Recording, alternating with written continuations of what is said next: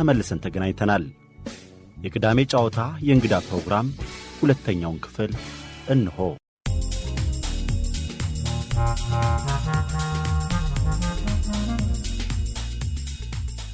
አቶ ሙሼ ሰሙ ተወልደው ያደጉት አዲስ አበባ መርካቶ ውስጥ ነው። የመርካቶ ልጆች የትም ተወለድ መርካቶ ደግ ይላሉ፣ እንኳን ተወልደውበት ለማለት ነው። በትምህርት በኩል በአፍሪካ አንድነት በመድኃኔዓለም የመጀመሪያና ሁለተኛ ደረጃ በንግድ ስራ ኮሌጅና በአዲስ አበባ ዩኒቨርሲቲ በቢዝነስ አድሚኒስትሬሽንና የአካውንቲንግና ማኔጅመንት ዲግሪ አላቸው። ረጅም ጊዜ የሰሩት በፋይናንስና በባንክ ዘርፍ ሲሆን በአብዛኛው የሚታወቁት በባንክ ዘርፍ በኢኮኖሚ ፖሊሲ ትንታኔያቸው እንዲሁም በፓርቲ ፖለቲካ ተሳትፏቸው ነው። የኢትዮጵያ ዲሞክራሲያዊ ፓርቲ ዴፓ እና ቅንጅት ለአንድነትና ዲሞክራሲ አባል ነበሩ። በባንክ ስራቸው በዳሽን ባንክ በአሁኑ ወቅት የቀጠና ኃላፊ ናቸው። አቶ ሙሼ ከቅርብ ጊዜ ወዲህ በትንታኔያቸው የሚያተኩሩት በኢኮኖሚ ጉዳዮች ላይ ሆኗል። ፖለቲካውን ተወት ያደረጉት ይመስላል። አቶ ሙሼን ስለ ህይወታቸው፣ ስለ ፖለቲካ አስተዋጽኦአቸው፣ ማህበራዊና በኢኮኖሚያዊ ጉዳይ ስለሚያቀርቡት አስተሳሰባቸው እንድንወያይ የጨዋታ እንግዳ አድርገን ጋብዘናቸዋል።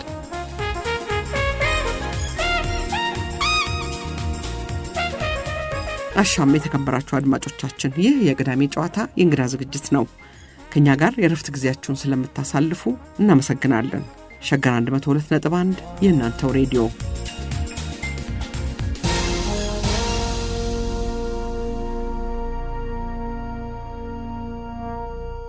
ሙሼ በቀጥታ ወደ ኢዴፓ ምስረታ ከመሄዳችን በፊት በሀገራችን በፖለቲካ ከተደራጁ ቡድኖች፣ ፓርቲዎች መነሻ ብንነሳ ደስ ይለኛል። ቀደም ያሉት ፓርቲዎች በአብዛኛው በነጻ አውጭነት ወይንም ደግሞ በርዕዮተ ዓለም የተደራጁ ነበሩ እና ስር ነቀል ለውጥ ማምጣት ነበር አይደል አላማቸው። አነሰም በዛም የሚያሰባስባቸው አንድን ማህበረሰብ ነጻ ማውጣት ወይንም ደግሞ በርዕዮተ ዓለም በተለይም አንድ ወጥ የሆነ ርዕዮተ ዓለም ነው፣ ያንን በኢትዮጵያ የመንግስት ስርዓት ውስጥ ማስረጽ ነበር የፈለጉት። ከዛ በኋላ የመጡት ፓርቲዎች ሙሼ ያንተም የሚሰባሰቡት የናንተ የመድብለ ፓርቲ ዲሞክራሲያዊ አካሄድን የሚከተል ነው፣ በዲሞክራሲያዊነት ነው። ከዛ በላይ ደግሞ የሚታወቁት አንድ አውራ ግለሰብ አላቸው፣ ዝና ያለው። እርግጥ ሁሉም የገነነ ስም ያላቸው እከሌ የሚባል በኢሃፓ ብንሄድ ያው ብርሃነ መስቀል ይመጣል፣ ወደ መይሶን ብንሄድ ኃይለ ፊዳ፣ እንደዚህ እያልን መጥራት እንችላለን። እና ይሄ ለምን ይመስልሃል? እንደው ከአጠቃላይ የሀገራችን ፖለቲካ የፒአር ስራ ያቀላል? አንድ ሰው አንድ ታዋቂ የሆነ ሰው መምረጥ ለአንድ ፓርቲ መሪነት ቢያንስ እንግዲህ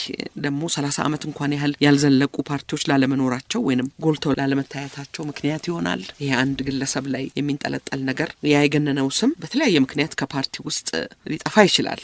አንዱ ጥያቄና እንደ ልደርድረውና አንተ ማስበህበት እንድትመልስልኝ ብዬ ነው። አንዳንዴ ጎልተው የሚወጡ ግለሰቦች እጅ ለመጠምዘዝም ሌላ ነገርም እንደው ለጥቃትም የሚጋለጡ ይመስለኛል። የአብዛኛው ፓርቲ አባል ልፋትና ድካምን እስከንቱ ያደርግም። እንደዚህ አንድ ሰዎች ላይ ብቻ እንትን ማለት አሁን ፕሮፌሰር በየነ ጴጥሮስ እንግዲህ ፓርቲያቸው ህልውና ይኖረዋል እሳቸው ከሄዱ በኋላ እንዲህ አይነት ነገሮች ናቸው እንግዲህ አይደለ? አመሰግናለሁ። እንግዲህ ባለፈው የቆምንበት ቦታ እንደማስታውሰው ወደ ፖለቲካ ለመምጣት ሰበብ የሆኑኝን ነገሮች አንስተን ነው። ከዛ አሁንም ካነሳሹ በፖለቲካ ውስጥ ሙሉ ተሳትፎ ከመኖር ይልቅ በሌሎች ፖለቲካውን ሊያግዙ በሚችሉ መስመሮች ላይ የራስን ኮንትሪቢዩሽን ማድረግና ፖለቲካውን ግን በሙሉ ልብ ላለመውሰድ የመዳከር ነገር ነበር የምታስተውዩና ወደ ኢዴፓ ስመጣ የተቀላቀልኩበት ሽግግር ምክንያት ያስፈልገኛል ለያስበና ሽግግሩ ምንድነው? እንደነገርኩሽ በአንድ በኩል የጀመርነውን በከፊል ፖለቲካል ዝንባሌ ያለው በከፊል ማህበራዊ ችግርን የወጣቱን ችግር ፈታለው የሚል በከፊል ደግሞ ስጋት የነበረን የኢትዮጵያ ህልውና አደጋ ላይ እየወደቀ ነው፣ ኢትዮጵያ ልትበተን ችልበት እድል አለ። ይሄ በጣም በጥልቅ የተከደበት የነበረው የብሔር ፖለቲካ ኢትዮጵያ ላይ ያሳድሩ የሚችለው ተጽዕኖ ህዝቡን ይከፋፍለዋል የሚለው ስሜታችን እንደገና ደግሞ ያው እንደነገርኩሽ በአጼ ኃይለ ሥላሴ መጨረሻ ስርዓት ውስጥ በደርግ ውስጥ ትምህርት ተምረን ተቀርጸን የወጣን ሰዎች ስለሆነ ሞሮርለስ የሶሻሊስት ኦሪየንቴሽን ሳይሆን ያለን ይሄ ኖስታልጂያ ነው፣ የሀገር ፍቅር ስሜት ነው ያለን። ኢትዮጵያዊነት የሚባለውን ነገር በተለየ ትኩረት የማየት ስሜት ነው የነበረ እንደ ትውልድ እና ያ እነዚህ ነገሮች እንግዲህ በአንድ በኩል እንዳልኩሽ የራሳቸው ተጽዕኖ ነበራቸው። ስጋት አለ የኤርትራ መገንጠል ከዛ በኋላ ለብሔር ፖለቲካ የነበረንም ግንዛቤ ውስን በመሆኑ ምክንያቱም ወደ ኢትዮጵያ የብሔር ፖለቲካ ጥያቄ ከመጣ ረጅም ጊዜው ነው። ግን በእኛ ውስጥ ምክንያቱም ያ በመሀል የነበረው ዊንዶ ፔሪየድ ደርግ ዘግቶት የተቀመጠበት በኢሃፓ ዘመን ስለ ብሔር ፖለቲካ መነጋገር፣ ስለ ብሔር ፖለቲካ መወያየት፣ የብሔር ፖለቲካን ትርጉም እንዲሰጥ ለማድረግ የሚሰሩ ስራዎች ብዙ ነበሩ። በመሀል ደርግ መጣና ተዘጋ ምዕራፉ። ምንም ፖለቲካ የለም፣ ብሔርም የለም፣ ምንም ሰው ነው ያለው፣ ሶሻሊስት የሆነ ሰው ነው ያለው እና ያ ምዕራፍ እኛን ሼፕ አድርጎናል። ያ የለመድነው ኮምፎርታብል ዞን ድህነቱ እንዳለ ሆኖ ኢኮኖሚያዊ ችግሩ እንዳለ ሆኖ ማህበራዊ ቀውሱ እንዳለ ሆኖ ግን አነሰም በዛም በማንነታችን እርስ በርሳችን ማንሻኮትበት እርስ በርሳችን የተለየ ኢንተረስት ማንጠይቅበትና ፍላጎት ማናራመድበት ዘመን ስለነበር ያ የፈጠረው ነገር አለ ልልሽ ነው። ወደዚህ ስንመጣ አስደንጋጭ ነገር ነው ለኛ። ሊትራሊ ሀገሪቷ ትፈርሳለች የሚል ስሜት ነው። አንደኛ የተረጋጋ ስርዓትም የለም፣ ሚሊተሪው ተበትኗል። የመጣውን ኃይል በባህሪው ፖለቲካ መገለጫው በይዘቱም በቅርጹም አናቀውም። በጣም አክራሪ የብሔር ፖለቲከኛ ነው። ከሻቢያ ጋር የነበረውም ግንኙነት ያሳስበናል። ለምን ሻቢያ ኢትዮጵያን ለመገንጠል እንደፈለገ ቲፒኤልኤፍም ቢሆን አንዱ የፕሮግራሙ አካል የነበረው ትግራይን የመገንጠል አጀንዳ ነበር። የት ጥሎት እንደመጣም አናቅም። ሶ በመሀል ነው እንግዲህ ምልሽ የመጣው ይመስለኛል። ከገቡ በኋላ ግን የኢትዮጵያን ነባራዊ ሁኔታ ትግራይ ላይ ሆኖ ይረዱት ከነበረው የተለየ ነገር እንዳለ የተገነዘቡበት ሁኔታ የተፈጠረ ይመስለኛል። ሶ ስታቢላይዝ ለማድረግ ነው የሚሞክሩት የነበረው ኢትዮጵያን እንደ ሀገር ለማስቀጠል የሌሎችንም ፍላጎትና አማራጭ ይዘው ገብተው ማለት ነው። ሶ እነዚህ ነገሮች በአንድ በኩል የነበራቸው ተጽዕኖ አሉ። ወደ ምር ፖለቲካ እንድንገባ ካደረገኝ ነገር ግን እንዳልኩሽ የፈጠርኩትም ድርጅት ምንም ያህል ለስላሳ ቢሆን ምንም ያህል በኢትዮጵያ ፖለቲካ ላይ ሊያሳድረው ከሚችለው ቀጥተኛ ተጽዕኖ ይልቅ ማህበረሰቡን በአስተሳሰብ በማህበራዊ ጉዳዮች በኢኮኖሚ ጉዳዮች ለማገዝ ያደርግ የነበረው ተጽዕኖ ብቻ ቢሆን እንትኑ ፍርሃታቸው ከዛ የገዘፈ ስለነበር ቻሌንጅ ገጠመን። ምልሽ ተደራጅተን በዛ ደረጃም ለመስራት አልቻለም። ሶ ትምህርት ቤት ገባችሁ? አዎ ትምህርት ቤት ገባን። ከዛ በኋላ በትምህርት ቤት ሂደት ውስጥ እያለን እንግዲህ ለመጀመሪያ ጊዜ እንግዲህ አሁን ብዙ ሰው እኔን ከልደቱ ጋር ሲያስበኝ የሚያስበኝ ከአንድ እናት ማህፀን የወጣን አድርጎ ነው። ዩኒቨርሲቲ ነው የምትገናኙት? አዎ ተገናኘ ነው። አዲስ አበባ ዩኒቨርሲቲ ኤክስቴንሽን እኔ ማኔጅመንት ለመማር አብዱራህማን ፖለቲካል ሳይንስ ልደቱ በራሱ ሳላቀው ሂስትሪ ዲፓርትመንት ገብቶ ነው የተገናኘ ነው። እንግዲህ ምንድነው ያገናኘን? አብዱራህማን አካባቢ ሂስትሪ ዲፓርትመንት የሚማር ወዳጁ አለ፣ ያገሩ ሰው ከወሎ የመጣ ሰው ቅርብ ሶ እንግዲህ አሁን ይሄ ምንድነው በሁለቱ መሀል ግንኙነት ፈጠረ። በጋራ አንዳንድ ትምህርቶች ኮመን ኮርስ የሚባሉ አለ እሱን በማንበብ ሂደት ውስጥ ነው የተዋወቅ ነው። ያም ሆኖ ፖለቲካ እናወራ ትምህርታችን ላይ ነበረ ትኩረቱ። እሱም ከመያድ ውስጥ ወጥቶ እንደኛ ይመስለኛል ራሴን በትምህርትና እርግጠኛ ባልሆንም ማበልጸግ አለብኝ ብሎ የመጣ ይመስለኛል። ሶ በዛ ሂደት ውስጥ ነው የተገናኘው ነው። እንግዲህ አቲንድ ሳይት ሳየው በኋላ ምንድነው የተፈጠረው? እነ ልደቱ ከመያድ ከወጡ በኋላ ለረጅም ጊዜ ኢዲፓ ቢሮ የነበረው በቅሎ ቤት የነበረው ቢሮ ውስጥ ያኔ የህብረቱ በነ ፕሮፌሰር በየነ ይመራ የነበረው ህብረት ያኔ ፖለቲካ ፓርቲዎች ቤት ያከራያቸው ነበር አይደለ? በነጻ ይሰጣቸዋል። በነጻ ነው የሚሰጣቸው። ምክንያቱም ኢህአዴግ ራሱ ብዙ በነጻ ወሰዳቸው ቢሮዎች ስላሉ እኛም እኮ ነግሬሻለሁ በነጻ ቢሮ ልናገኝ ጫፍ ደርሰን ነው የተመለስነውና በነጻ ነበር የተሰጣቸው። ስለዚህ እነሱ ኦልሞስት ፍራግመንት ሆነዋል፣ ተበታትነዋል። ከተለያየ አካባቢ የተሰባሰብን ወጣቶች ከመያድም ወጣቶች ያልነበሩ ተሰብስበው እዛ አዳራሽ በቅሎ ቤት የነበረ አዳራሽ ይሰበሰባሉ ፈቅደውላቸው እና ምን ያደርጋሉ? ኮንቲኒቲ ለመፍጠር ከሚያድ የሚወጡ ልጆች አሉ።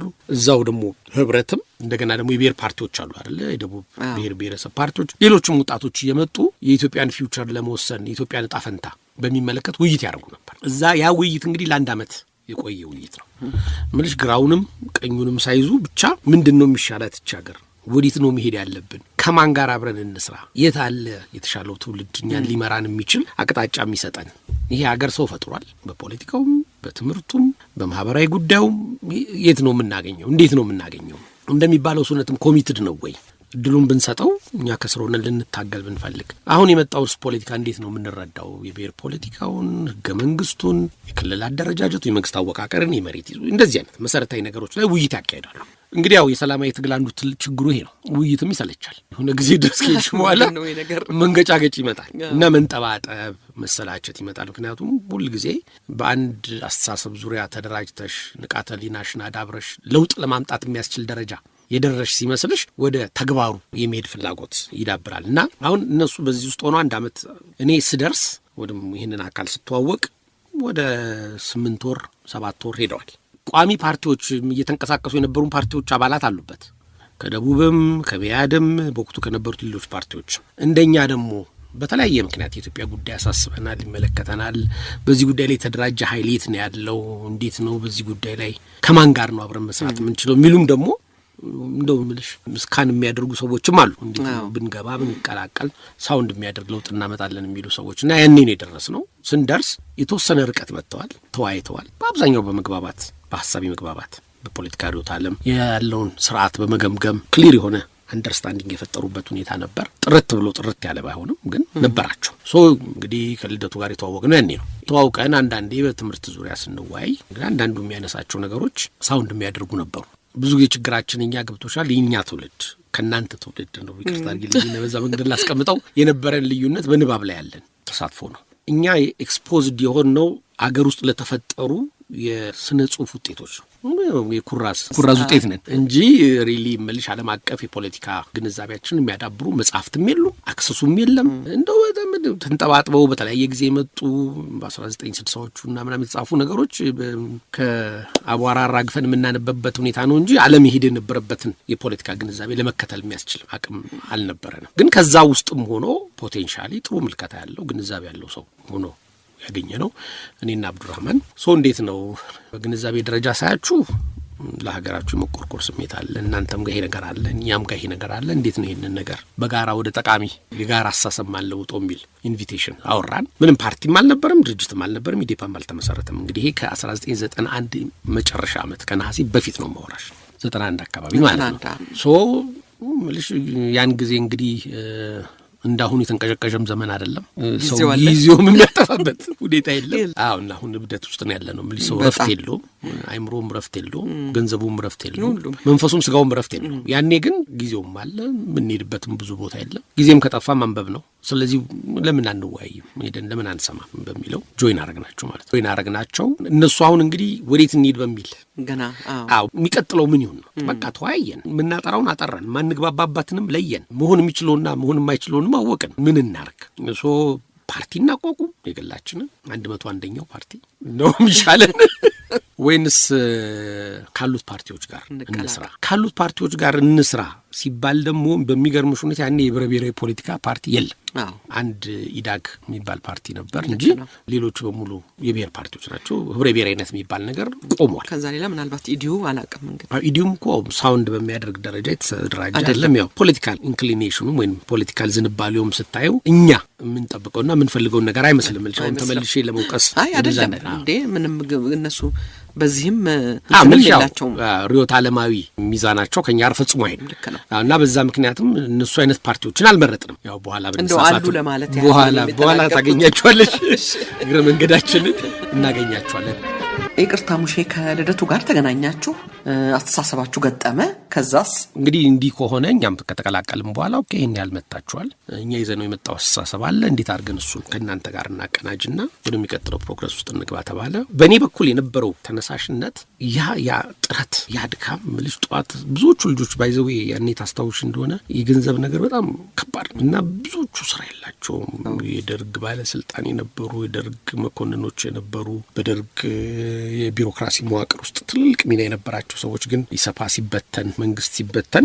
በብዙ ነገር ህይወታቸውን በሚፈልጉበት ደረጃ ማስቀጠል ያልቻሉ ፋይናንሻሊ ብዙዎቹ የሚገርምሽ ነገር ነው ያስታውሳሉ ቤታቸውን አከራይተው የተወሰኑ ፓርት አከራይተው አንድ ክፍል ውስጥ እየኖሩ ህይወታቸውን የሚኖሩ ብዙ ሰዎች ነበሩና የሚረሱ ነገሮች ናቸው እነዚህ ያ ለውጥ የብዙ ሰዎችን ህይወት ጨፍልቆ የብዙ ሰዎችን ህይወት ምስቅልቅሉን አውጥቶ ነው ሄደውና ይረሳል ጊዜ ስላለፈና እንደዛ ነው ስለነበር የወታደሮቹ የአንድ ቡድን ከስራ መሰናበት አድርገን ማየት ይቻላል ሌላው ግን በየመስሪያ ቤቱ ኢሰፓ አባል ነበርክ እንደዚህ ነበርክ ተብሎ ከየስራው የወጣው ሰው በጣም ብዙ በጣም ቀላል ምንም የነበረውም የስራ እድልም እሱ ነው ኢኮኖሚም ይሄን ያህል ሪዋርዲንግ አይደለም እንደውም እኔ አስታውሳለሁ ያኔ እንግዲህ ባንክ መስራት ጀምሬ ስለነበር ብዙዎቹ በጣም ብዙ የህይወት ምስቅልቅል አሳልፈዋል ባለ ሀብቶች አፕሮች ያደርጓቸውና በደላላ ብድር የነሱን ቤት አስይዘው ይበደራሉ ህይወታቸውን ለመግፋት የተወሰነ ብር ይሰጧቸዋል እነዛም ስራውን ለመስራት የፈለጉት ሰዎች ወይ ፌል ያደርጋሉ ወይ አውቀው ፌል ያደርጋሉ ብዙ ሰዎች ቤት ሲሸጥ አስታውሳለሁ ያው እንግዲህ ባለፈውም ነግሬሻለሁ ኢትዮጵያ ውስጥ እንደዚህ አይነት ማህበራዊ ምስቅልቅሎቻችንን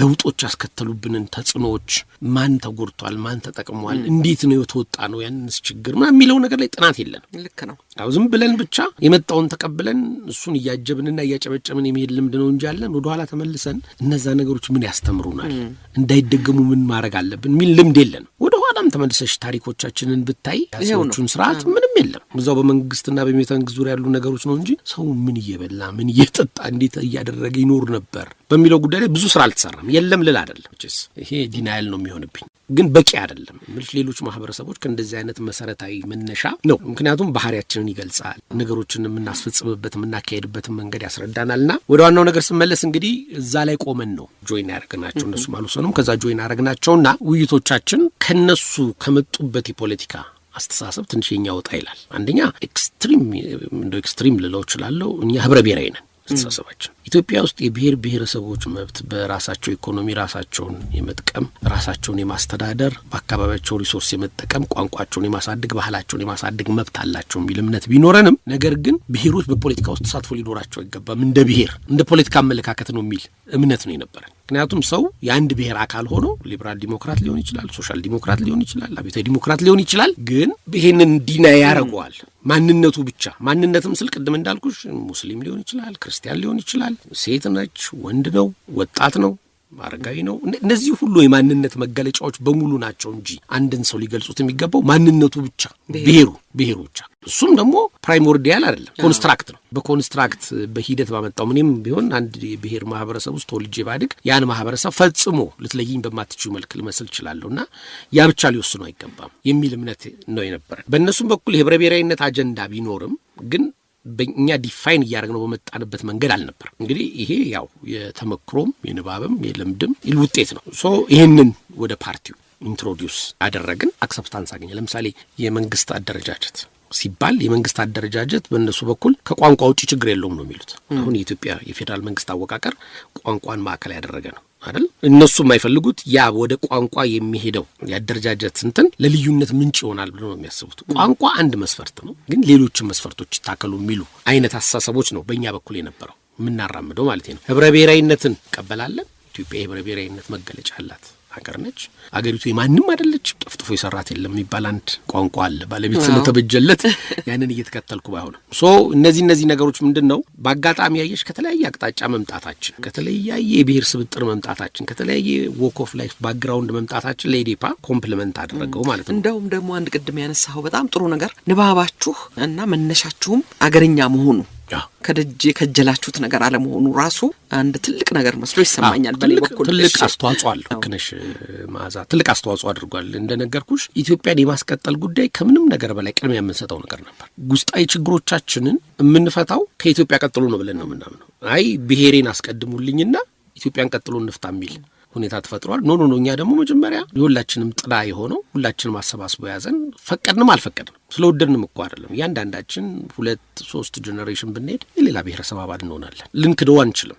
በዛ ሁኔታ ላይ ይሄንን ሀገር መስተጋብር ፈጥረናል፣ የጋራ መስተጋብር። ያንን የጋራ መስተጋብር መነሻ አድርገን ሌሎች ፍላጎቶቻችንን ከዛ እንዲመነጩ እናርግ የሚል እምነት ነው የነበረ እና አርጊዌብል ነው፣ ያከራክራል። ኤክስትሪም ሄደው መጀመሪያ እኔ ማንነቴን ካላወቅከኝ ይላል። ማንነት ከምን መነጨ? እንዴት ሆነ ማንነት ላይ ደረስክ? ስትወለድ ነው ያመጣው ወይንስ እዚህ ሀገር ውስጥ እየኖርክ ነው የፈጠርከው የሚለው የኛም አርጊመንት አለን። ኤኒዌይ በዚህ መንፈስ ውስጥ ሆንና ፓርቲ እንመስርት ወደሚለው ውይይት ገባን። የሪዮት ዓለም የሀገሪቱን ነባራዊ ሁኔታ መገምገም፣ ኢትዮጵያን ከዚህ በኋላ እንዴት እንመልከት፣ የኢትዮጵያን ፖለቲካ እንዴት እናራምድ በሚለው ነገር ላይ መግባባት ላይ ስለተደረሰ ከሞላ ጎደል ቀጥሎ ያለው ነገር ግን ወደ ተግባር እንዴት እንሸጋገር ዝም ብለን እንደዚሁ እየተመላለስን ውዱድ በየሳምንቱ ለአንድ ዓመት የተካሄደ ነው ማወራሽ። እንግዲህ አንድ ዓመት በላይም ሊሆን ይችላልና እኔ ምልሽ የነበረው ስሜት የነበረው ፍላጎት የነበረው ትንሽ ቀደም እንደው በመሀል አቋረጥኩሽ እንጂ አንዳንድ ሰው በእግሩ ነው ይመጣው፣ ተጓጉዞ በእግሩ መጥቶ ነው ያን ስብሰባ የሚያካሄደው፣ ተመልሶም በእግሩ ነው የሚሄደው። በቃ ማለት ለሀገሩ ካለው መቆርቆር፣ ለሀገሩ ካለው ቁጭት፣ ለመሻሻል ካለው ፍላጎት፣ ለመለወጥ ካለው ፍላጎት የሚመነጭ ነገር ነው እንጂ ዛሬ እኮ ሰው የወንድሙን ሰርግና ድግስ ለመሄድ እኮ ያመንታል። አመንቱተን ነው ያኔ ካንቺ አልፎ ፈጽሞ አሁን ማህበረሰባችን ያለው ትስስር ቀላል አይደለም። እያንዳንዳችን ሌላውን ማህበረሰብ ለማወቅ የደረስንበት ደረጃ ትልቅ ነው። የተለያዩ ብሔር ብሔረሰቦችን በቁጥርም በቋንቋም በምንም ቢለዩንም ግን ለመረዳት ያገኘነው እድል ቀላል ነው። ያኔ እኮ ማህበረሰቡን እናውቀዋለን ብትያን ነው ምናልባት ኢትዮጵያን ነው የምናውቀው እና በዛ መንፈስ ውስጥ ሆነን ነው እንግዲህ ይሄ ነገር ይደረግ የነበሩት። እና አስታውሳለሁ ብዙ ሰዎች ብዙ ረጅም ርቀት ከበቅሎ ቤት አይደለ ቢሮአችን፣ ከአዲሱ ገበያ፣ ከመገናኛ እንግዲህ ከተማው መዳረሻ ነው የነበረን ጊዜ ከእንደዚህ አይነት ቦታዎች ከሳሪስ በእግር ተጓጉዘው መጥተው ነበር ውይይት የሚያደርጉ። በእርግጥ ወጣቶች ናቸው። እኛም ብዙም ከአርሶ አደሩ ማህበረሰብ አራቅንም፣ ታክሲውም ምኑም የለምና ልክ አርሶ አደሩ ረጅም ርቀት እንደሚሄደው እኛም ተጓጓዥ ሆነን ነው የነበር ነውና ያ ፖቴንሻል ምን እንደነበረ ላሳይሽ ነው። ኢዴፓ ብዙ ጊዜ የመጨረሻውን ነገሩን ሰዎች ሲያዩ የተደረሰበትን ነገር ነው የሚረዱት አይደለም። ግን ከበስተጀርባው ብዙ አድካሚ ስራዎች፣ ብዙ ጠውረዶች ተካሂደዋልና በዛ መንገድ ብቻ አሁን ያልኩሽ ፖይንት ላይ ደረስን። ምን እናርግ፣ ፓርቲውን ለማስቀጠል ምንድነው ማድረግ ያለብን የሚል ስምምነት ላይ ደረስን። ፓርቲ እናቋቋም የሚል ቡድን አለ። ፓርቲ አናቋቋም፣ ጆይን እናርግ ወደ አሉት አንዱ 101ኛ ፓርቲ ብንሆን ምን ያደርጋል የሚል ሐሳብ አለ። በጣም ፍጭት ሆነና ተከፋፈልን። አንዱ አፕሪሼት ማድረገው በወቅቱ ኢዴፓ ውስጥ ሐሳቦች በዛ ደረጃ ፍጭት ተካሄዱባቸው ልዩነቶች ሲፈጠሩ ደምድመን በቮት ያሸንፋል አንል ወደ ኮንሰንሹዋል ነገር ነው የምንሄደው። እስቲ ቲም እናቋቁምና ይሄኛው ቲም በዚህ ዙሪያ ይስራ፣ ሌሎቹን ፓርቲዎች አብረናቸው ልንሰራ የሚያስችል ነባራዊ ሁኔታ አላቸው፣ ያደረጃጀታቸው፣ ርዕዮተ ዓለማቸው፣ ፓርቲውን የሚያስተዳድሩበት መንገድ፣ ሂስቶሪካል ባክግራውንዳቸው ምን ይመስላል፣ ከኛ ጋር ይሄዳል። አንደኛ ቲም ተቋቋመና እሱ ይስራ። ሁለተኛው ቲም ተቋቋመና ደግሞ ፓርቲ እናቋቁም፣ ሁለታችሁ ሂዱ ሪፖርት በየሳምንቱ ታደርጋላችሁ ተባለ። ለሁለት ተከፈለ ምልሽ ስራውን ለመስራት ነው እንጂ ቲሙ እንደ ቲም ቀጥሏል። አዎ ባይዘው አፕሪሼት አድርጌ የማላልፈው ነገር ያንን ሁሉ አንድ አመት ስንሰበሰብ አንድ ኢህአዴግ ሰው መጥቶ ለምዶ የምትሰበሰቡት ብሎ ዳይቀም ሰርተፍኬት አምጡ፣ ደረሰኝ አምጡ፣ እነማን ናችሁ፣ ከየት ነው የመጣችሁት የሚባል ጥያቄ የለም። በቃ እንገናኛለን፣ ተሰብስበን ሐሳባችንን አራምደን እንወጣለን። ሊኖሩ ይችላሉ፣ ውስጣችን ሊከታተሉን ይችላሉ፣ ግን ምንም ችግር አልነበርም። እና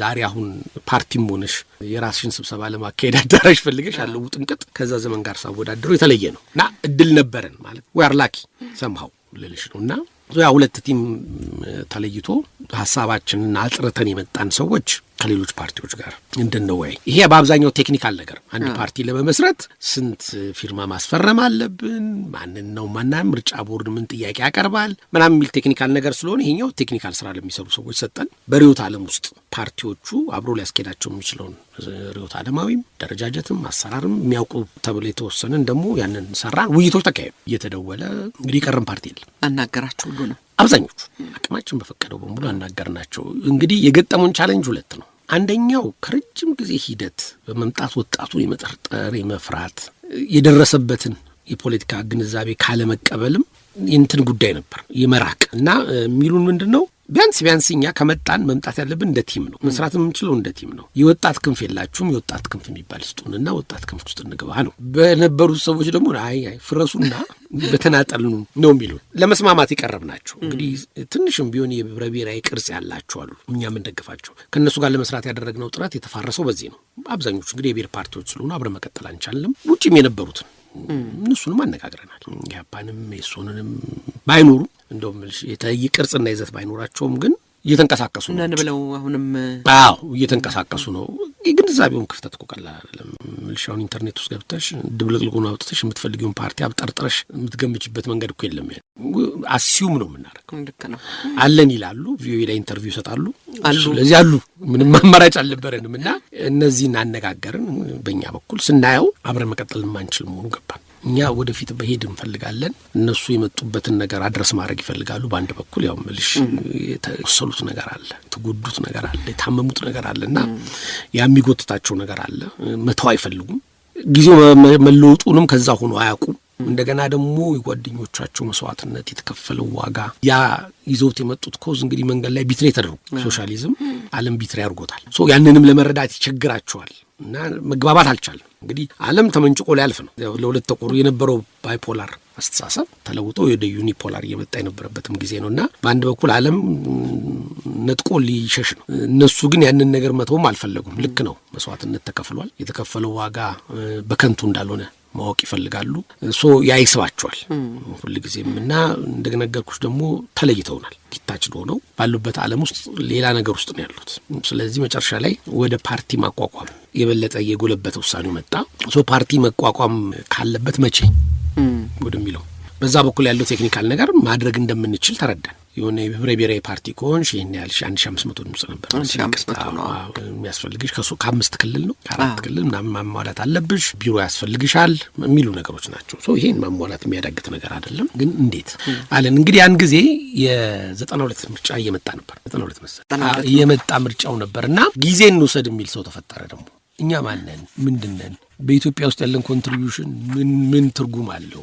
ምን አይነት ሴንስ የሚሰጥ ነገር ሰርተናል? እና ማህበረሰቡስ ምንም ገና ጺም እንኳን ያላቀነቀነን ሰዎች ከቁም ነገር ይቆጥራል። ምክንያቱም ሃይራርኪ አለ አይደል? እኛ ማህበረሰብ አለ ያ ስሜት ስላለው የሚባል ቅድም እኮ ጥያቄን አልመለስክልኝም። ወደሱ እንሄዳለን በኋላ ለነገሩ። እሺ እና ማናችሁ የሚለን ሰው ይመጣልና ስለዚህ እንደው የሚያጅበንም ሰው ያስፈልጋል ብለን ተወሰነ። በሌላ በኩል ደግሞ ይሄ ምርጫ ከ5 ዓመት በኋላ ነው የሚመጣው። ይሄንን ምርጫ 92 እንግዲህ ልንቋቋም ያለበት 91 መጨረሻ ላይ ነን መወራሽ እና 91 መጨረሻ ላይ ከሆነ እንዴ ይሄማ ከሆነ ምርጫው መታለፍ የለበትም የልምምድ መድረክም ነው የሚሆነው። ከዛሬ 5 ዓመት በኋላ ምርጫ ከምንለማመድ አሁን ባለን አቅም ባለን ጉልበትና በተደረሰበት ልክ እንዴት አድርገን ነው ምንታገለው የሚል ሐሳብ በአንድ በኩል ተነሳሶ ሁለቱን የሚያጣጥም ነገር ደግሞ እንደገና መወሰን ነበረብን። እንደነገርኩ ሲበዛ ዲሞክራቶች ነን። እየቆረጠን ወደሚጠቅመው ብቻ አይደለም እንሄደው ሰዎች በሐሳብ እየተሸነፉ እየተቀበሉ እንዴት ማድረግ ፓርቲውስ በጣም ጥሩ ነገር ስለነበር ኦኬ ሁለት ቡድን ደግሞ ይቋቋም ተባለ። ፓርቲው ይቋቋም በሚለው ተስማምተናል። በአንድ በኩል እኛ ማንንም ነን ስልሽ ወጭስ ይሄንን ሉርቀት ስንመጣ ማንንም አይደለንም፣ ግን በሚፈለገው ደረጃ ለትግሉ የሚፈለገው አቅም አለን ወይ? በሁሉም ዝግጁነት፣ በትምህርት ዝግጁነት፣ ሀብት በማሰባሰብ በሪዮት ዓለምና በአስተሳሰብ ጥራት ኢትዮጵያን በቅጡ ከመረዳት አኳያ ምክንያቱም አንዳንዶቻችን እውነቱን ለመነጋገር የተወሰኑ ከተሞችን የምናውቅ እንጂ አሁን እንደኔ ያለው ከተማ ተወልጄ ከተማ አድጌ የኢትዮጵያን ማህበረሰብ የምረዳበት መንገድ ሊሚትድ ነው። እንደኔ አይነት ሰዎች ይበዛሉ። ኢትዮጵያን ህዝብ ምንድነው ከሆነ ብሔር ቢመጣ ያንን አካባቢውን ያውቃል እንጂ ኢትዮጵያ እንደምታውቂው አስቸጋሪ ነው በጣም ያኔ አሁንም በአንጻራዊነት አሁን ይሻላል። እንደውም ልሽ ላይብረሪም ገብተሽ ኢንተርኔት ውስጥም ገብተሽ የኢትዮጵያን ማህበረሰብ እንደው ለመረዳት የሚያስችሉ መነሻ አጣጭ ያኔ እኮ ጨለማ አዲስ አበባ መሆንን ታውቂያለሽ። አዲስ አበባ ልጅ ሲባል ሌላው ሰው አዲስ አበባ ሲባል ሁሉን የምናውቅ ይመስለዋል። የመርካቶ ልጅ መርካቶ ሚሳሪስ ልጅ ነው በቃ ከዛ ያለፈ ነገር እኮ የለም። ምንሽ እዛው ሁሉ ነገርሽ የምትጨርሽበት ህይወት ነው የነበረው። ስለዚህ ይሄ ከሆነ እንደተባለው ለፓርቲው ዝግጅት የሚያስፈልገውን የሰው ኃይል የሚያደራጅ ሄዶ ኮንቪንስ ሄዶ ተዋይቶ አሳምኖ ወደ ፓርቲው ትግል የሚያመጣ ከኛ በተሻለ ደረጃ አባላት እንግዲህ ከአባላት ይልቅ አመራር የአባላት ችግር አይኖርብንም ብለን አምነናል። የሚያስፈልገን እንደው ፓብሊክሊ የሚወጣ ከዚህ በፊት በተለያየ የፖለቲካ ትግል ውስጥ ጠባሳ የሌለበት ያልቆሰለ ኤክሰስ ባጌጅ የሌለው ቦርሳውን አስቀምጦ የሚመጣ ሰው ብለን ይህንን አንድ ቲም አቋቋምን። ሁለተኛው ቲም ደግሞ ምርጫው እየተቃረበ ስለሆነ ፓርቲውንም ይመሰርታል። ለምርጫው እጩና አባላትን የሚሰበስብ የሚያደራጅ ለምርጫ እጩ አባል አይደለም ለምርጫ እጩ የሚሆን ሰው የሚሰበስብ አንድ ቲም ተቋቋመና እንግዲህ ወደ ስራ ገባን።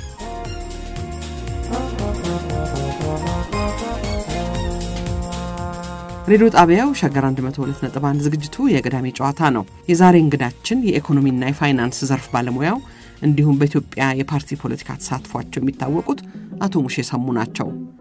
ሙሼ ወደ ምርጫ ለመግባት ትላልቅ ሰዎች ፍለጋ ሄዳችሁ እንግዲህ ትላልቅ ሰዎች አነጋገራችሁ በፊት ልምድ ያላቸው እውነት ነው።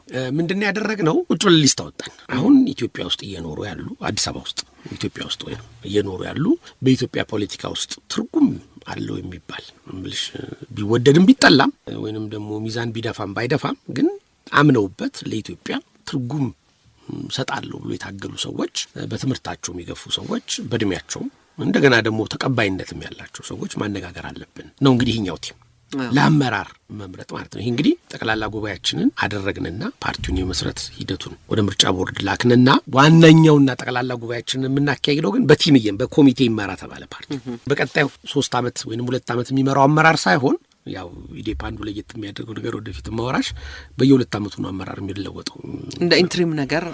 ይሄ ቋሚ ነው። ኢዴፓ ለረጅም እድሜው 2 ዓመት ነው። እቺ ግን አሁን ለ6 ወር ምርጫው እስክትደርስና ጠቅላላ ጉባኤያችን እስክናካሄድ ድረስ በኮሚቴ ይመራ። ምክንያቱም እኛ አመራር መሆን የለብንም። ሄደን ፈልገን አግኝተን ከኛ አስተሳሰብ ጋር አብሮ የሚሄድ ሰው አምጥተን ሊደርሺፕ እንዲሆን ማድረግ ስላለብን ያንን አካል የሚፈልገው ቲም ስራው ይሄ ነው። ሊደርሺፕ መፈለግ ነው። ቢዝነስ ቢመስልም ቢዝነስ ይመስላል። ግን ያው እንግዲህ ወደ ኋላ ሄደን ያስቀመጥናቸው ዝርዝር ጉዳዮች እንድንከተል ያስገደደን ይሄ ነው።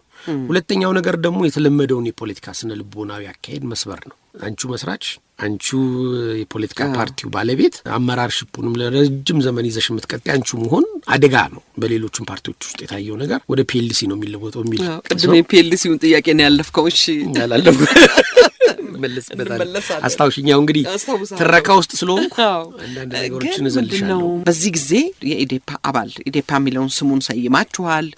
የፓርቲው በምን ፓርቲውን የፖሊሲውን የዓላማውን የምኑን አስቀምጣችሁ በደንብ ጨርሳችኋል አይደል? ምን ያህል አባላት ነበሯችሁ በዚህ ጊዜ? አንድ አዳራሽ የሚሞላ አዎ። እንግዲህ ምንድነው ወደ ፓብሊክ ሞተን አልሰራንም። ይሄ እዛው ፓርቲ ውስጥ የነበርነው በተለያየ ምክንያት የምንተዋወቅ ሰዎች ከመያድም ፈርሷል፣ ወደ እናንተ ፈርሷል ባትዩም ግን ያው ከዛ ተፈጠረው ልዩነት ወደኛ ይመጡ አሉ። ከህብረቱም የነበሩ ሰዎች አሉ። ከኢዳግም ቅድም እንደነገርኩሽ ደግሞ ማህበራዊ መሰረታቸው ፖለቲካው ያናጋባቸው ብዙ ሰዎች አሉ። ይሄ ስርዓት ትግል ይፈልጋል። የሌላውንም ማህበረሰብ ህይወት ለማረም የኛ ኮንትሪቢዩሽን ጠቃሚ ነው ብሎ የሚያስቡ በተለያየ ዘርፍ ውስጥ የነበሩ ሰዎች መጥተዋል። እንግዲህ በፐርሰንቱ ፐርሰንት በምናደርጋቸው ግንኙነቶች ሀሳቦቻችንን የሚገዙ ሰዎች አሉ። ግን ወደ ሚዲያ ወጥተን ፓርቲውን መሸጥ አልጀመርንም። መጀመሪያ ወደ ምስረታው ነው ሄድ ነው። ስለዚህ እንዳልኩሽ እዛች አዳራሽ ውስጥ የነበርነው ሰዎች ነን አባል ማለት ይቻላል። ስለዚህ በዛ አባል ተነስተን እንግዲህ ሁለት ቲም ተቋቋመን። አንደኛው ቲም እኔ ልደቱ አብዱራህማን ነን፣ አመራሪ መፈለግ ስራ የምንሰራው። በዛኛው ሳይድ ደግሞ ሌሎች አቶ ይስሐቅ ክፍሌ ነፍሳቸውን ይማርና አበበ ቀስቶ ቅርታ ቢን 20 ዓመት ሊሆኑና አላስታውስም አንዳንዶቹም ሰዎች እና በዛም በኩል ደግሞ የተወሰኑ ሰዎች ተደራጅተው እነዘለሌ ጸጋ ስላሴ ሌሎችም ልጆች አሉ። እንግዲህ እነሱ ሆነው ደግሞ ያናውን ስራ እንዲሰሩ ልደቱ ግን ሁለቱም ቲም ውስጥ ሆኖ ነበር የሚሰራው። አብዱራህማን በዚህኛውም ሳይድ እዚህኛውም ሳይድ ይሰራ ነበር። ሁላችንም እንፈራርቃለን፣ ግን በተለይ ትኩረትኛ የሰጠነው አመራር በመፈለግ ነው። ስለዚህ እንዳልኩሽ ቁጭ አልንና ቅድም በአወጣነው መስፈርት መሰረት ልክ እንደ ስራ ቀጠር ሰው ፍለጋ መዞር ጀመረ እና ያልተለመደ ነገር ስለሆነ ብዙ ሰዎች በጣም የአማርኛው አላውቅም ኦክዋርድ ስሜት ይሰማቸዋል እና አንደኛ የመፈለጉ ግር ይላቸዋል ከብዙ የዚህ ፖለቲካ ውጣ ውረድ በኋላ ርቀው ሄደው ትርጉም ባጣ ደረጃ ከዚህ ነገር ጋር ተለያይተዋል። ውስጣቸው የሚቀጣጠል ነገር አለ፣ እልሁም አለ፣ ቁጣውም አለ፣ አንዳንድ ጊዜ ፖለቲካ ሱስም አይደል? እሱም አለ እና ያው ስለዚህ በዛ ሊስት መሰረት መጓዝ ጀመርን ማለት ነው። ካነጋገርናቸው ሰዎች ውስጥ ለምሳሌ ፕሮፌሰር መስፍንን ወልደ ማርያም አንዱ ናቸው። እሳቸውን ለአባልነት እንደው ልባችን ብዙም ባይከጅልም ወይም ለአመራርነት እንደማይመጡ ስለምናቅ ከዚህ ሁሉ ርጋጥ ጋር ወይም ውሪ ጋር ምን ያደርጋሉ ይሉናል ብለን እውነትም ውሪ ነን ምን ወር ወጣቶች ናቸው። ሀገራችንን እንወዳለን። ይሄ ሀገር ወዴት መሄድ እንዳለበትና ተስፋችንን ማየት እንፈልጋለን እና እንደው ምን አልፈኛል ጊዜ ለውጡ የወጣቱንም የሀገሪቱንም ተስፋ አሳጥቷልና እዚህ ላይ አስተዋጽኦ ማድረግ አለብን የሚል ነው መሪ ሀሳባቸው። እሺ ነበርና እሳቸው ጋር ሄድን ቤታቸው እና እንግዲህ እንዴት ይሁን አፕሮቻችን። አንደኛ እውነቱን ለመነጋገር እንደ ዛሬም አይደለም ታውቂያለሽ። እንደዚህ አይነት ሰው ቢሮም ቤትም ለመሄድ መንቀጥቀጡም ፍርሃቱ አለ። ቻሌንጁ ከባድ ነው። ምክንያቱም ከአባቶቻችን ይዘን ነው የመጣነው ነገር አለ። ቤተሰቦቻችን እናቶቻችን አባቶቻችን እንዴት እንደምንፈራና እንደምናከብር ስለሚታወቅና ያው እንደው በሙሉ ልባችን የምንፈልገውን ነገር ዘርዝረን ለማቅረብም ከባድ ነበር አልዋሽምና ኤኒዌይ አገኘናቸው እና ስናገኛቸው እንግዲህ ከነበረው ማህበረሰብ ደፋሮች ነን። ስለዚህ ቁጭ አልንና ዲስከሽን እንደፈለግን የፈለግነው ደግሞ እሳቸውን አባል ለማድረግ ሳይሆን እሳቸውን ማቅም ያቋቸው በዚህ አይነት ትግል ውስጥ ፕሮፌሰር ፕሮፌሰር መስፍን ሜንቶርም ናቸው። በዛ ዘመን ውስጥም የማሰባሰብ አቅማቸው በተለያየ አጀንዳ ዙሪያ ማህበሩን የማሰባሰብ አቅም ነበራቸው። በኢትዮጵያ ፖለቲካ ውስጥም አስተዋጽኦአቸው ቀላል አይደለም። በድርጅት ውስጥ ባላቃቸው ግን የኢትዮጵያን ፖለቲካ መልክ ለማስያዝ በራሳቸው መንገድ ዲዩ ሬስፔክት በራሳቸው መንገድ በራሳቸው ርዕዮተ ዓለምና በራሳቸው መንገድ ጥረት ያደረጉ ሰዎች ናቸው። ቀላል ሰው ናቸው። ቀላል የማይባልም ኮንትሪቢዩሽን አይደለም ያላቸውና አናገርናቸው። የሚያውቋቸው ሰዎች ካሉ ሪኮመንድ የሚያደርጓቸው አብረው መስራት የሚፈልጉ ሰዎችን ይጠቁሙናል። ኦኬ መልካም አሳይመንቱን ወስዳሉ አሉን። ምልሽ ገርሞናል። እንደውም የማስታውሰው ነገር እንግዲህ በመሀል አንዳንድ ያው ትረካ የራሱን ፔሪድ ስለሚዘል ጠቅላላ ጉባኤ እንትን አካሄደን ነበር ብሔራዊ ሎተሪ አዳራሽ እና እዛ ብሔራዊ ሎተሪ አዳራሽ ያደረግነውን ፊልም የጠቅላላ ጉባኤያችንና ከአባሎቻችን ጋር ያደረግነው ውይይት ቪዲዮን ያኔ VHS ነው ልከንላቸው አይተዋልና እናንተ የመድረክ ጀግኖች ወደ ተግባር መጣችሁ አሁን ደግሞ ምንም ብለው ነበር አስታውሳለሁና ገባን ቁጭ አለን እንዳልኩሽ ተወያየን። ኦኬ በዚህኛው ሳይድ ጥረት አደርጋለሁ ነገር ግን ቅርብ ጊዜ ወደ ለንደን ስለሚሄድ ልክ እንደናንተ በእናንተ እድሜያ ዙሪያ ያሉ በሀገራቸው ጉዳይ ላይ በጣም የሚንገበገቡ ልጆች አሉ። ምን ማድረግ የጠፋቸው ዲያስፖራው ላይ ተስፋ ቆርጠዋል እና ትግሉ አገር ቤት መሆን አለበት ብለው እነሱም እንደኛ እንግዲህ ተዋይተው ወስነው እየጠበቁ ያሉ ልጆች አሉ። ለጊዜው ስማቸውን ማንሳት ባያስፈልገኝም እና እነሱን ቲምም ስለማገኝ እስቲ ፊልሙን ስጡኝ ይዤ ሄዳለሁ። እዚህም ሰው ሪኮመንድ አድርጋቸዋለሁ አሉን። ከሳቸው ጋር በዚህ መልክ ጨረስን። ያው እሳቸውንም ወደ ፓርቲው እንዲመጡ ትንሽ ነቃ ስንል መድረኩ እውነትም በሳቸውን በኩል ከቫልዩ መስጠት አኳያ የሰጡን ቦታ ትንሽ ገፋ አድርገን እንድንሄድ አድርጎናልና ጠይቀናቸው ለምን አይ ወል እንግዲህ በእኔ በኩል አሉን ፖለቲካል ፓርቲ ለማቋቋም ካመንኩበት ማድረገው 3 ነገር ነው። አንደኛ ቢያንስ የፖለቲካ ፓርቲ የመስክ መኪና ያስፈልገዋል። ስራ ለማስኬጃ 5 ሚሊዮን ብር ያስፈልገዋል። ትግሉንም ለማካሄድ ደግሞ አነሰም በዛም መጀመሪያ በሐሳብ መግባባት እንደው በ10 ሺዎች የሚቆጠሩ አባል ያስፈልጉታል። ስለዚህ ፓርቲ ባቋቋም በዛ መንገድ ነው የሚሄደው። ተስፋ ቆረጡ አሉ። እኛ አንዱንም አላሟላንም። የነበረን ግምት ምንድነው ትግሉ መቀጠል አለበት፣ ቢሮ እንኳን ባይኖርን ዛፍ ስር ሆነን እንታገላለን የምንል ደፋሮች ነበር። እሳቸው ግን እንደዚህ አይነት ዊሽፉል ቲንኪንግ ውስጥ የሚገቡ ሰው አልነበሩም። አይተውታል። እንደውም ምን አሉን የማስታውሰው የብርሃነ መስቀል ቡድንና አንደኛው ቡድን ጌታቸው ወር ሰንበዲ ይመስለኛል እና ጠርቼው አሉን አንዱ ምፈራላችሁ ነገር ሁሉ ጊዜ ኢትዮጵያ ወጣቶች አንድ ነገር አብራችሁ ተጀምሩና መሀል ላይ ከናንተ የሚተርፍ የሚፈስ ነገር ህዝቡ ላይ ታመጣላችሁ። ኢህአፓም ውስጥ የተፈጠረው እንደዚህ አይነት ነገር ነው። ጦስ ማለት ነው። ችግር መዘዝ ነው የምታመጡበት ቃሉ በዛ መንገድ ላይ ልጠቀመው ብዬ ነው። እና እንደዚህ አይነት ነገር ታመጣላችሁ። ይሄ ልምድ አለን እና የሚያስፈራም ነገር ነው። ከዚህ በፊት አነጋግሬያችኋለሁ። አንደኛ ያው የተለመደው ማህበረሰቡን ያለ መረዳት ያለ መስከን የማህበረሰቡን ቫልዩ በደንብ ያለ ማወቅ በውጪ ሪዮት ዓለም የመመራት ምናምን እንደዚህ አይነት ይመጣል። ሲመጣ ደግሞ ልዩነታችሁ መዘዙ ለሀገሪቱ ለወጣቱም ነው የሚተርፈው እና ይህንንም ነገር እንደው አይቼዋለሁ ብለውን በዛ አጋጣሚ ከብርሃነ መስቀል ጋር የነበራቸውን ውይይት ያኔ እንግዲህ ሄደው ያናግሯቸዋል መሰለኝ አላውቅም። ምክንያቱም ባህሪያቸው ያን ጊዜም ሪቮሉሽነሪ አልነበረም ይሳቸው። ስለዚህ ያናግሯቸዋል እና ይህንን ምክር ሰጡንና ፊልማችንን አስረክበን ወጣን ከሳቸው ጋር።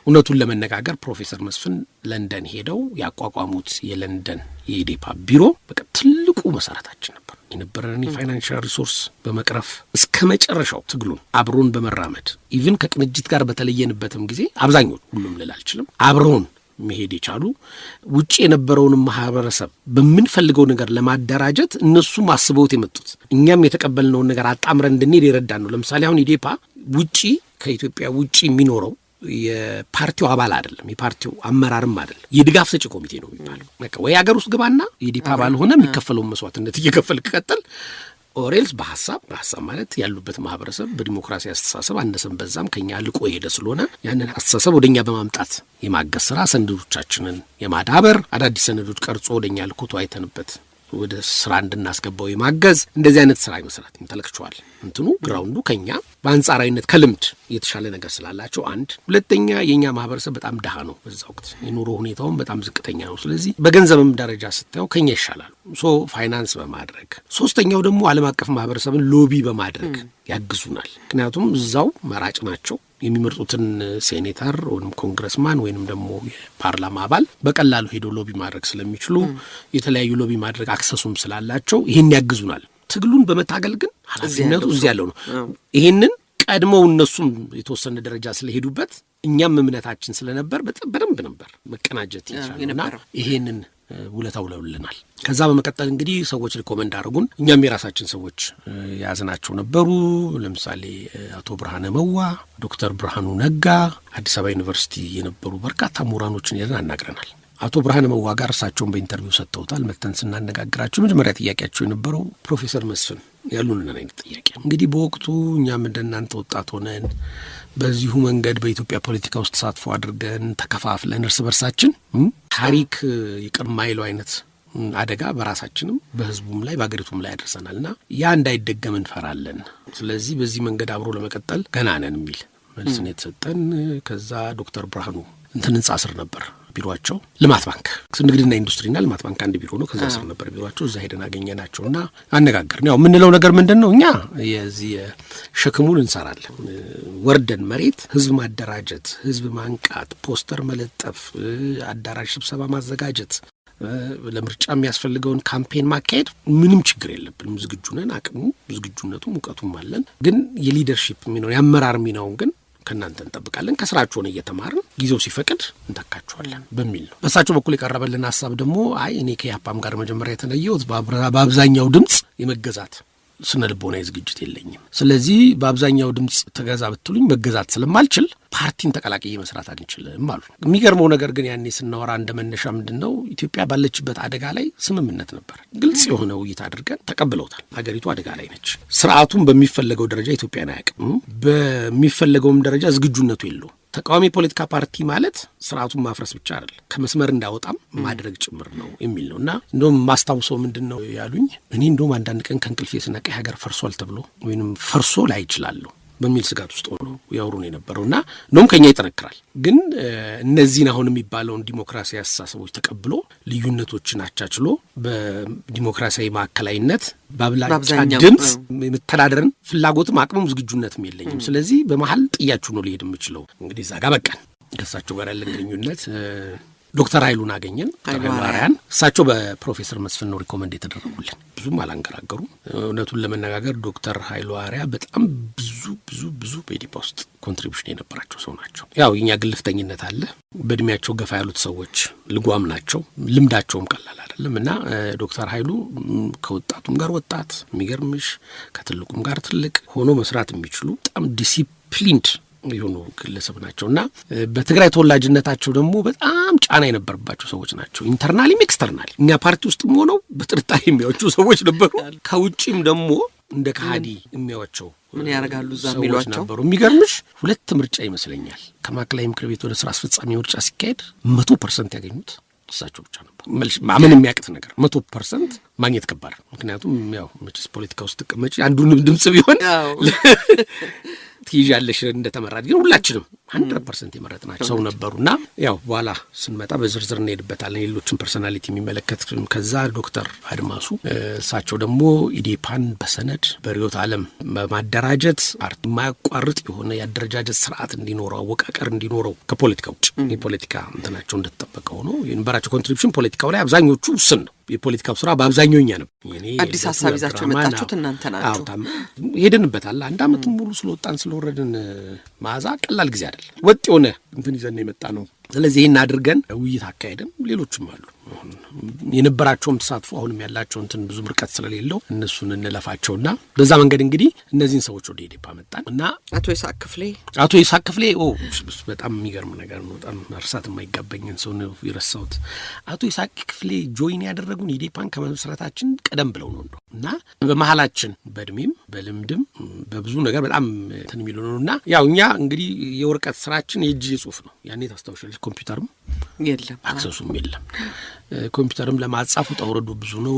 ከዛ ፕሪንት ማስደረጉ ማባዛቱም ስለሆነ ምን አደረጉልን የኢዴፓን ፕሮግራም የመጀመሪያውን ሰማያዊ በቢጫ የመጀመሪያውን የኢዴፓ ፕሮግራም 1500 በብድር ነው ያሳተሙልን። አበድሩንና 1500 ብር የኢዴፓን ወደ 800 ወር ምናምን 1000 ኤ4 ሳይዝ ለ4 ተቆርጣ የሆነች ፕሮግራም ከቨሯ ከለር የፓርቲ ፕሮግራም አሳተመን። እንግዲህ ምልሽ አሁን ይሄንን ሲያደርጉ ፓርቲ ውስጥ ሙሉ ጉልበታቸውና ንቃታቸውን ይዘው ነው የመጡት። ምንም በሳቸው ደረጃ የሚመጥን ሰውም አልነበረም። በቋንቋ በጣም ወጣቶች ነን። በብዙ ነገራችን ተነጋግረን መግባባትም የሚያዳግት ነው። የሳቸው ወደ ኢዴፓ መምጣት ቅድም ላልኩሽ ለሌሎች ሰዎችም ኢዴፓን ለመቀበል ኖት ፍሮም ፐርስፔክቲቭ ኦፍ የፖለቲካ ሪዮት አለ ምናምን ግን ከክብር እምነት ከማሳደር አኳያ ትልቅ ሚና ነው የተጫወተውና በጣም ትልቅ ኮንትሪቢዩሽን ነበራቸው። ከዛም በኋላ እውነቱን ለመነጋገር ከኢዴፓ ጋር በጽናት ዳገቱንም ቁልቁለቱንም ወርደው በዛ እድሜያቸው ያደረግናቸውን ትግሎች በሙሉ ደግፈውናል። ወደ አሜሪካ ስንሸጋገርም ይሄ ነው የማይባል አስተዋጽኦ ነበራቸው። ምክንያቱም ወደ አሜሪካ ጽህፈት ቤቶቻችን ወይም ወደ አሜሪካ ድጋፍ ሰጪ ኮሚቴዎቻችን ስንሻገር የእሳቸው ተጽዕኖ ቀላል አልነበረም እና አንዳንድ በር አይከፈትም እንኳን ለተቃዋሚ ፖለቲካ ፓርቲ በእኛ እድሜ ላለ ደግሞ አስቢው የእሳቸው ሚና ቀላል አልነበረም። ስለዚህ እሳቸው ይህንን ባለውለታችን ናቸው። እንደውም ደፍረውም ከአንድም 2 ጊዜ ምርጫ ተሳትፈው ነበር። አንፎርቹኔትሊ አልተሳካም። ወረዳ 17 ላይ ነበር የተወዳደሩትና ሌሎችም አሉ። ይሄ እነዚህ አሁን ማነሳሽ ሲግኒፊካንት የነበሩ በድጋፍም በተቃውሞም የቆሙ ሰዎችን አሁንም በኢትዮጵያ ፖለቲካ ውስጥ ሚና የነበራቸውን ሰዎች ለማሳየት ነው። እንግዲህ ከዛ በኋላ ሄዱና ሞክሩት እናንተ እኛ አንችልም አሉ።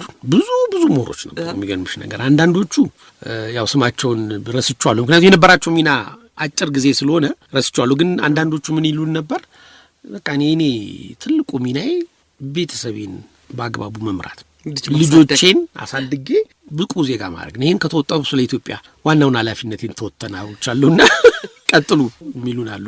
አንዳንዶቹ ደግሞ ምን ብለውናል መሰለሽ፣ እስቲ ትንሽ ርቀት ሂዱና ጆይን እናረጋቸዋለን። ባይዘው እነዚህ ሰዎች መጨረሻ ላይ ቅንጅት ላይ ጆይን አድርገውናል። እውነትም ሲጠብቁ የነበሩት ነገር ነበር። ወደ ስልጣን መቀረባችን ነው። ምን ያህል ለስልጣን ቀርብ ናችሁ ነው እና እውነትም ወደ ስልጣን ያኔ ቀርበን ስለነበር ያንን ተቀብለውናል።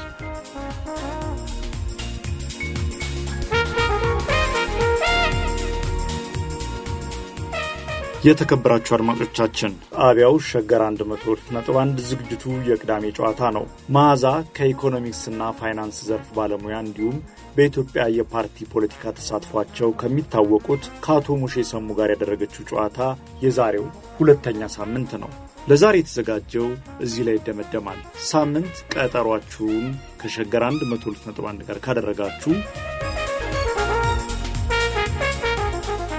በዳኝነት የተሰየመችው ቀርቦ ስትጠይቀው ሰነድ አደራጅታል ወይ ያላደራጀው ክስ ምንድነው ገና እያደራጀ ነው ከ3 ወር በኋላ እንግዲህ አሁን ጥረት ላይ ያረግና ያለ ነው ወንጀሉ ስብስብ ነው እና ሂድ አለች ወደ ቤት ሂድ ኮንፊውዝድ ነው እንኩት ምን ማለት ነው እኔ ምን ሊገባኝ አልቻለም ተራምጄ ነው የሚሄደው ወታደር በጠመንጃ ይዞ እየጠበቀኝ ነው በቃ ሄዱ ይያለው አለችኝ በቁጣ ሰውየው ጮኸ ሊትለቀዋለሽ መልቀቅ የለብሽም ወንጀለኛ ነው ምናምን አለ ሂድ ብያለሁ አለችኝ በቃ ተነስቼ ግራና ቀኝን እያየው ማዘጋጃ ቤት ጋር ያለው ሳት አደጋ የአዲስ አበባ ሳት አደጋ እና ያን ቀን ደግሞ የሚገርምሽ ነገር እነዚህ የፍርድ ቤት እና ያው እሱም ሲለቀቅ የነበረውን ውጣውረድና ምናምን እዛው ቆሜ ነው ያየሁት እኔ ራሴ ምልሽ ያ ነገር ይከተልብኛል ብዬ ፈርቼ ነበር ውጣ ከተባለ በኋላ ወጥቶ ልክ እዛው ግቢ ውስጥ ባለቤቱ ወደ በር መኪና ይዛ ስትገባ ከተንበል ዘጉት ሲዘጉት ወረደና በእግሩ ትንሹ አበራለች በሱ ወጥቶ ወደ ሰሜን ማዘጋጃ ነው መራመድ የጀመረው እኔም ራሴ ደንግጬ ያለው ምልሽ የኔ ጣፈንታ ምን እንደሆነ ስለማውቅ ወረደ ከዛ ከሌላ መኪና ላይ ዱብ አሉና ቁም ምናምን አሉት ቆመ የመንገዱ ፔቭመንት ድንጋይ ላይ ቁጭ አለ እኔ ተሻግሬ ያለው ከዛ በመኪና ጫኑትና ይዘው ሄዱና በአጋጣሚ ያን ቀን ሲንተማው ከስር ቤት የቀረበበት ጊዜ ነበር ይህንንና ሌሎችንም የአቶ ሙሼ ሰሙን ጨዋታ ታደምጣላችሁ አሁን የምንሰናበተው ለእንግዳችንም ሆነ ለእናንተ በመረጥነው ሙዚቃ ነው ሸገር 102.1 የእናንተው ሬዲዮ